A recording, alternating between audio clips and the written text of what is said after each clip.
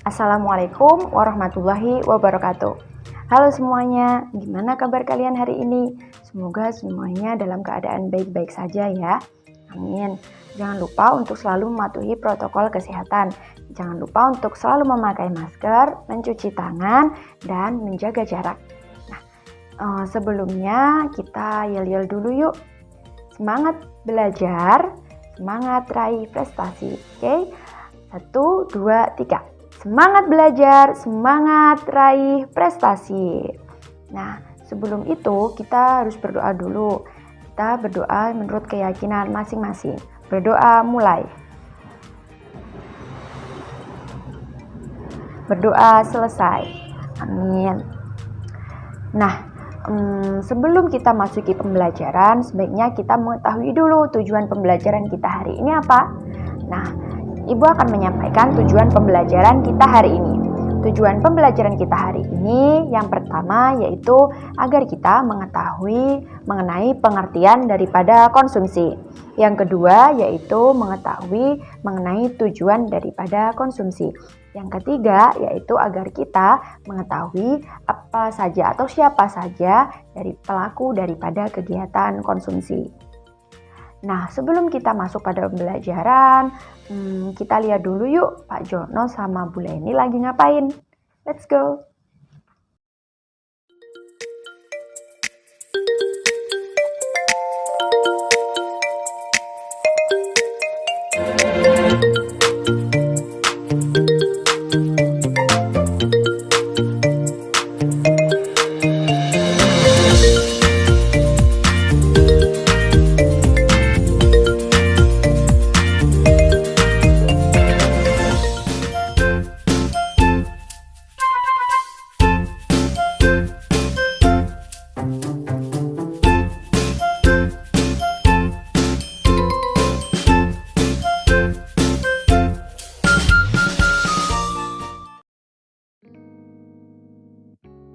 Nah, kita tadi udah lihat Pak Jono sama Bu Leni nih. Nah, kira-kira kegiatan apa yang dilakukan oleh Pak Jono sama Bu Leni? Yap, mereka melakukan kegiatan ekonomi. Nah, kegiatan ekonomi apa ya yang mereka lakukan? Sebelumnya, kegiatan ekonomi itu ada 3. Yang pertama yaitu kegiatan konsumsi. Yang kedua yaitu kegiatan produksi. Yang ketiga yaitu kegiatan distribusi. Nah, kira-kira menurut kalian Pak Jono sama Bu Leni tadi lagi melakukan kegiatan ekonomi yang mana nih? Yap, betul banget. Pak Jono sama Bu Leni lagi melakukan kegiatan konsumsi. Nah, di mana Bu Leni melakukan kegiatan konsumsi, berbelanja di supermarket, membeli bahan-bahan makanan atau bahan-bahan pokok untuk kebutuhannya sehari-hari bersama anaknya. Nah, untuk Pak Jono lagi melakukan memesan jasa daripada ojek online. Nah, dari kedua itu kita bisa mengambil kesimpulan bahwa mereka melakukan kegiatan konsumsi.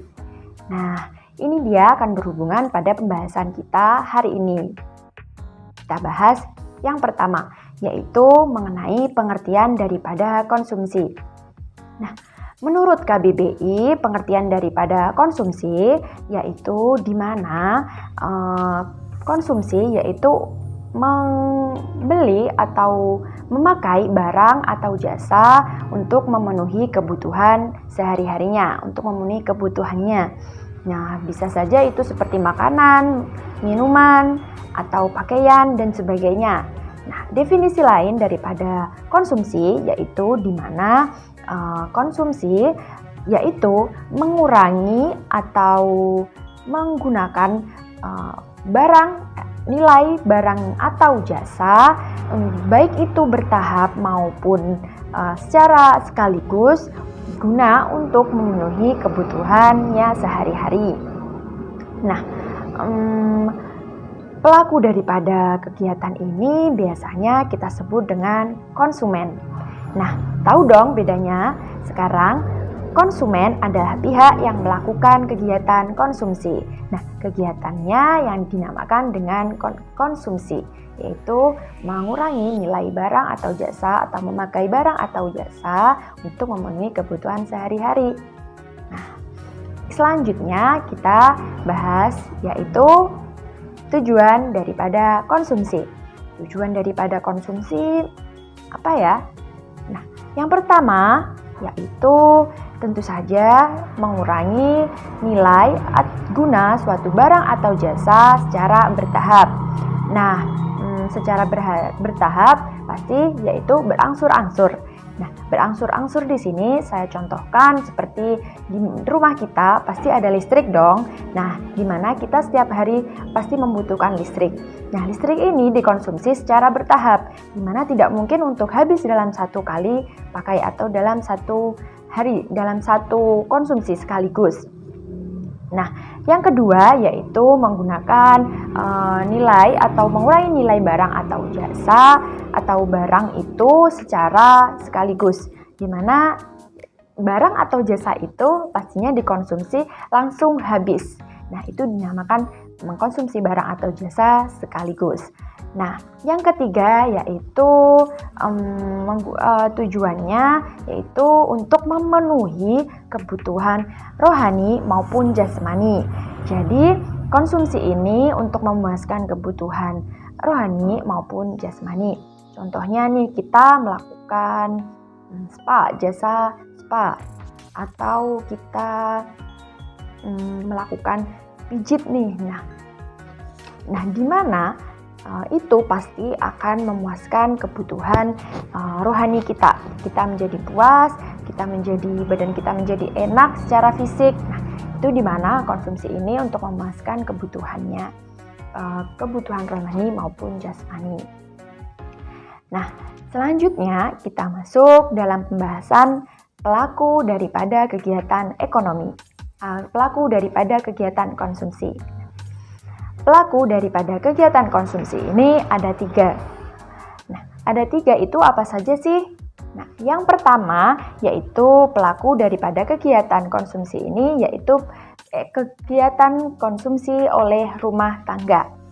Kegiatan konsumsi oleh rumah tangga yang pastinya adalah kegiatan yang dilakukan oleh rumah tangga, di mana bertujuan untuk memenuhi kebutuhan hidupnya sehari-hari, memenuhi kebutuhan mereka di sehari-harinya, seperti pakaian, seperti makanan dan minuman ataupun sebagainya. Nah, yang kedua yaitu kegiatan konsumsi di mana dilakukan oleh perusahaan. Kegiatan konsumsi ini dilakukan oleh perusahaan guna untuk memproduksi barang atau jasanya. Konsumsi ini bertujuan untuk memenuhi atau memproduksi barang dan jasanya. Seperti contoh yaitu faktor-faktor produksi. Dalam menggunakan memproduksi barang atau jasa pasti membutuhkan bahan baku, tenaga kerja, dan sebagainya. Nah, konsumsi seperti ini yaitu dilakukan di mana disebut dengan konsumsi perusahaan, yang dilakukan oleh perusahaan. Nah, yang ketiga yaitu kegiatan konsumsi ini dilakukan oleh negara. Nah, negara yaitu konsumsi ini bertujuan untuk memenuhi kebutuhan daripada masyarakatnya. Nah, seperti membangun jalan, seperti juga di mana membangun sekolah di daerah-daerah terpencil, itu termasuk daripada kegiatan konsumsi yang dilakukan oleh negara.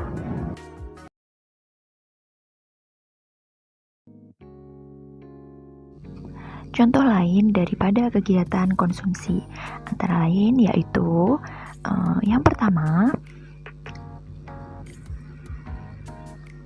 seorang siswa yang membeli sepatu untuk digunakan saat sekolah. Jadi dia membeli sepatu untuk memenuhi salah satu kebutuhannya di sekolah, yaitu sepatu. Melakukan konsumsi berupa sepatu. Kedua, seorang pria yang datang ke tukang cukur rambut ketika rambutnya sudah gondrong. Dia melakukan mengkonsumsi jasa berupa cukur rambut sehingga dia mendapatkan kepuasan jasmani maupun rohaninya.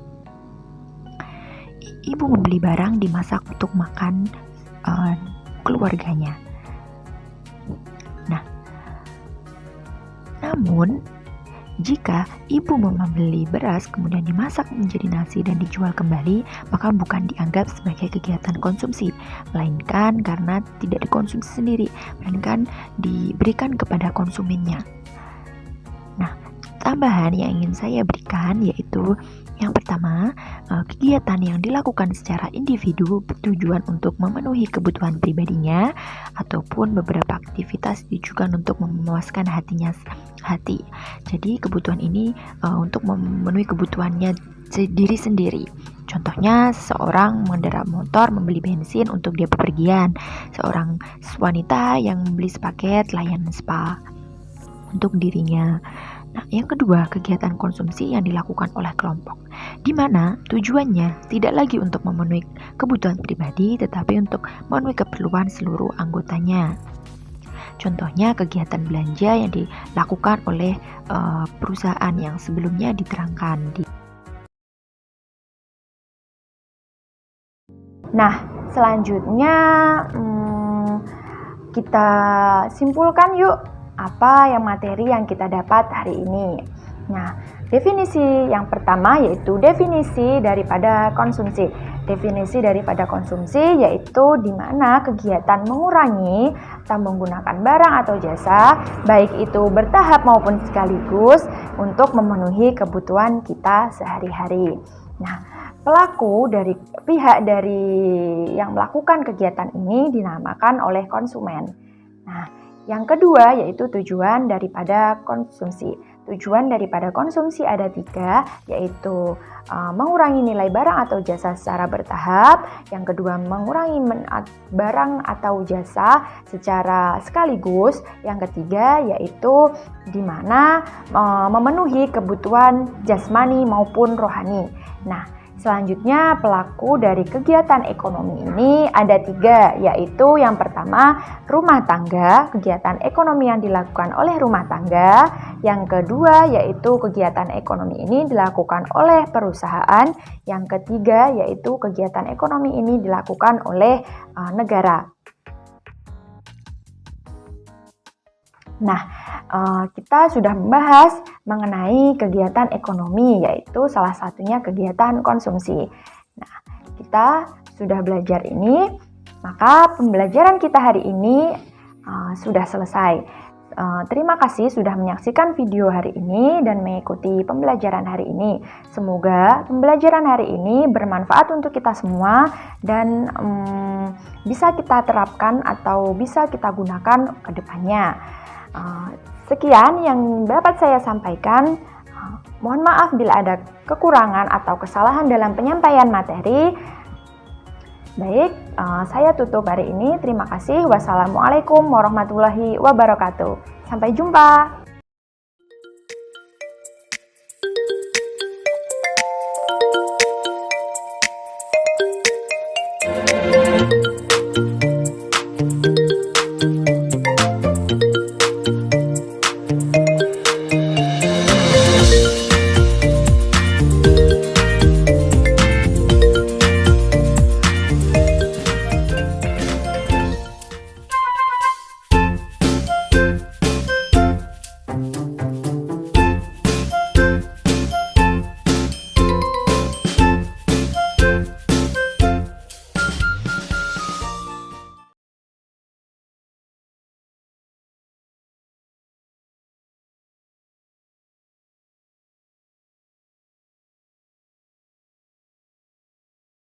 Fearless.